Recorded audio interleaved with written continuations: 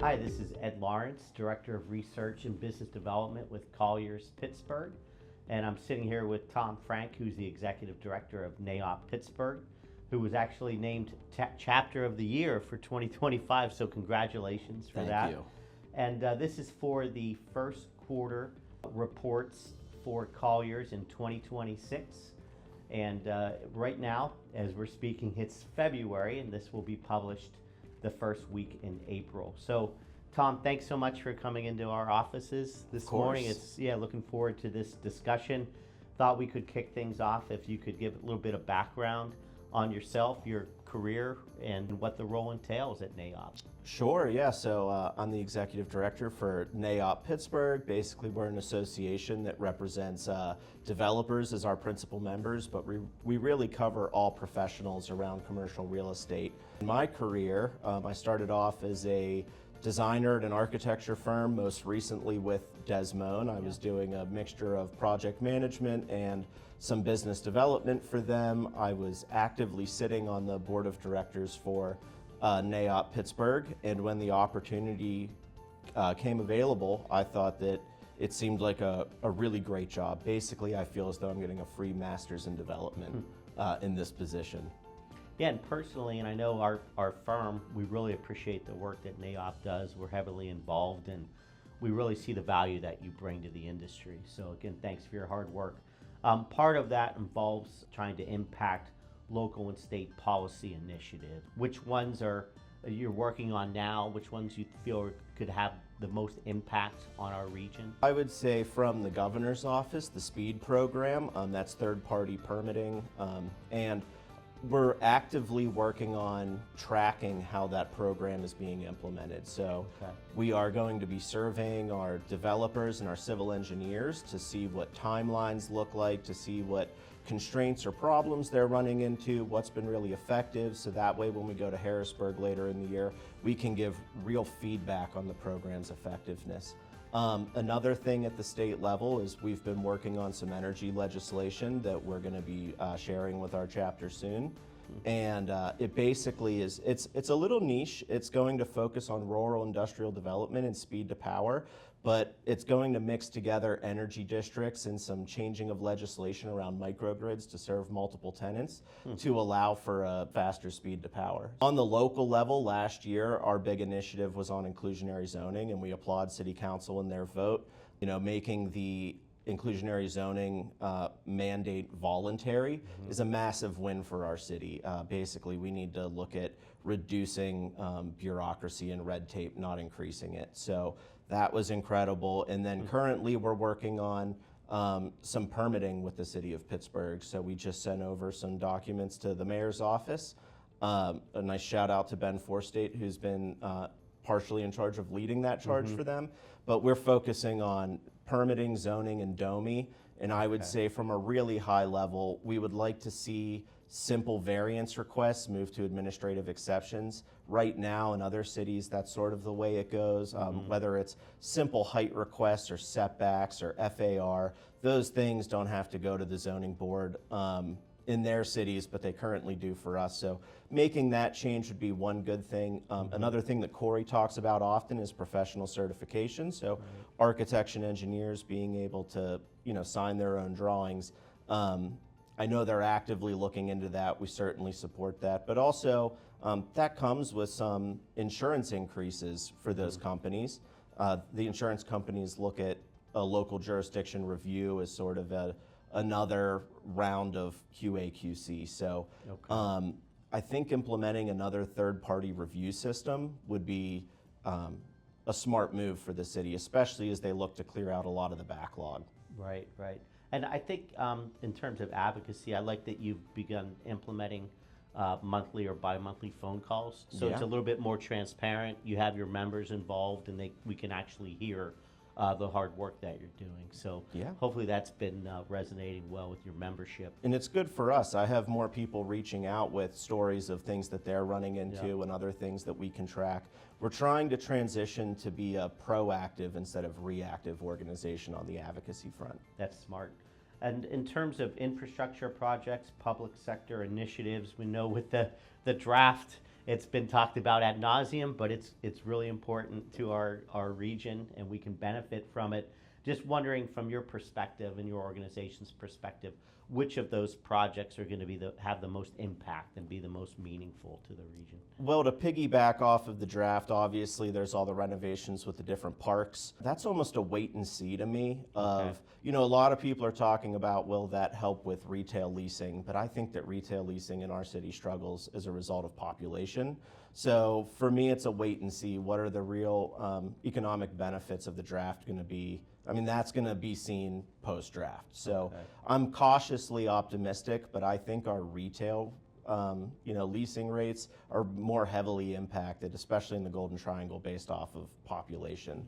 Yeah. I would say the one that I'm very curious, and this kind of goes back to advocacy, is the Esplanade and the TRID that they've developed. I know that the mayor wants to implement a TRID, and I think they're going to be voting on that sometime in April. Okay. And I'm really curious because I think that those public-private partnerships and paying into a fund that helps reinvest in our city would have way more impact than the parks. And not to say that the parks isn't going to be something that's good and beautiful and nice for the city, but Right. I think that real public-private partnerships Yeah. will go a little bit further than that. I think the last infrastructure project is probably the airport. We now have a Class A airport hub. I think that with the new highway out there as well, you're seeing a lot of investment in that area. The airport itself is working on sustainable airplane fuel, which is going to be a game changer for them as well. So I think that between those three things, we should see some real investment in our city. Yeah, that's excellent. And we need Pittsburgh, like every other city, needs the talent to be able to fuel growth and so forth. And just wondering your perspective on workforce development in Pittsburgh, some things that shape the demand for office and industrial leasing, and maybe famously now PNC, they have called in their workers beginning April 1st to be in full time, which is great. And I know I saw, Mayor O'Connor speak yesterday at a Tech Council event about EOS and the hiring that they're doing. That there's, I think over 100 jobs that really don't necessarily require college degrees, but they pay well, and they're really trying to ramp up that staffing. So what are you seeing out there, and what's your perspective on those things? I would say, a prominent member in our organization has always been Jim Scallo, and he's talked about flight to quality for years. And, I think he's correct, especially whenever you look at Pitt and CMU and our tech base. I mean, those are highly amenitized, newer Class A office products. So I think that flight to quality is certainly something that we're seeing. Just in terms of other spaces, the medical and life sciences, that's been, a pretty strong hub for Pittsburgh for a while.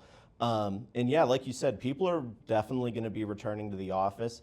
I'm still curious about that. I have a feeling that it's going to be a hybrid model for quite some time, if not forever. Yeah. So for me, I've been wondering, are we going to see more suburban office space, things along corridors, whether it's highways or the T lines or bus routes. Right. Maybe not bus routes, but is there going to be some newer product that comes online a little bit closer to people's homes? Because for the working family, school districts still matter. So Right. will we Yep. see something in between?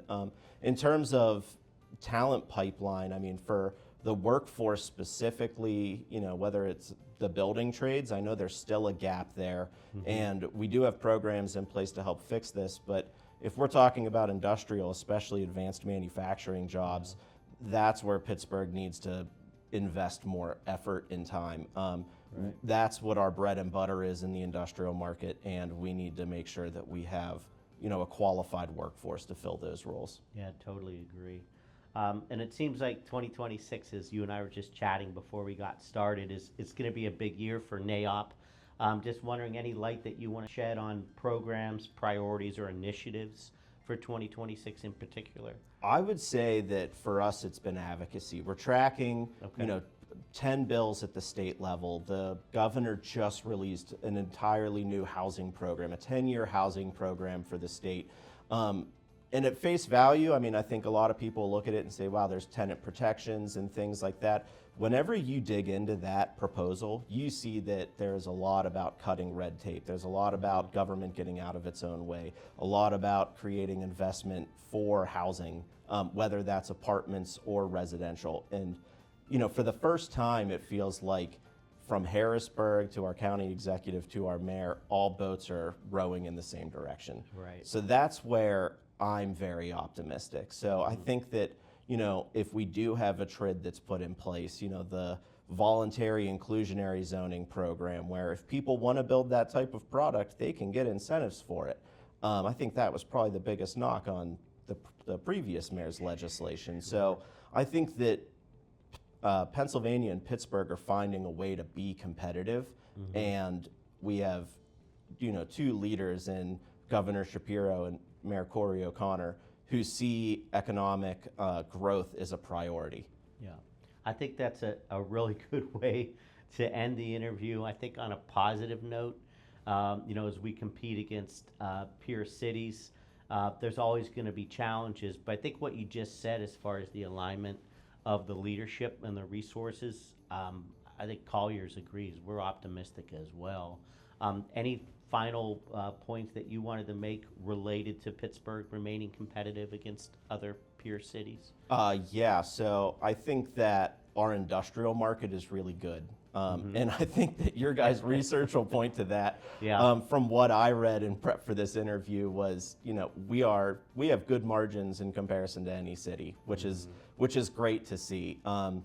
We're not getting like the massive spec buildings of, say like some of our Midwest peers, Right. or like Lehigh Valley. That's not really our bread and butter, but in terms of manufacturing, we are doing very, very well. I think that we need to continue to focus on our tech growth, keeping talent here and developing that. I think that gives us a competitive advantage. And I think just to go back to how we were talking about retail and population, if you want to talk and have an honest conversation about where we lack, it is that housing portion, which is why that's why I'm optimistic. If we do have a great housing strategy and plan for the state and for our city, we should see more residents in this city. If we have more residents in the city, we fill those, metric check boxes for some of the larger retailers to come into this city. Yeah. And then all of a sudden, with these activated parks, it all starts to happen. All of these things start to mesh and make our city more competitive and great. You have, retail activation, you have the city or the population that supports that retail activity. That should equal more leasing for office in the city. Right. All of these things, it's like a snowball, right? Yeah. So I think that it can start small, and it starts with a couple of really great leaders at the state and local level, and their policy having a profound impact as it rolls downhill is where I think that maybe people like to say Ohio is kicking our ass. I don't know if I'm allowed to swear here, but Sure. They say that. I don't know if that's going to be the case in 5 to 10 years. Yeah. I'm truly optimistic. Yeah, no, I love to hear that, and the enthusiasm that you bring to the position definitely comes through during this interview for sure. And we've had some challenges because our downtown was primarily office and not as much residential, where a lot of our peer cities were the opposite. So we're making some strides there. So I totally agree. So just to wrap things up then, again, this is Ed Lawrence sitting with Tom Frank, the Executive Director with NAIOP Pittsburgh. Really enjoyed the discussion, Tom, and appreciate your time today. And this will be, again, published with the first quarter of 2026 quarterly reports, office, retail, industrial, and capital markets. Thank you Thanks for your having time. me. Yeah, you bet. Thank you.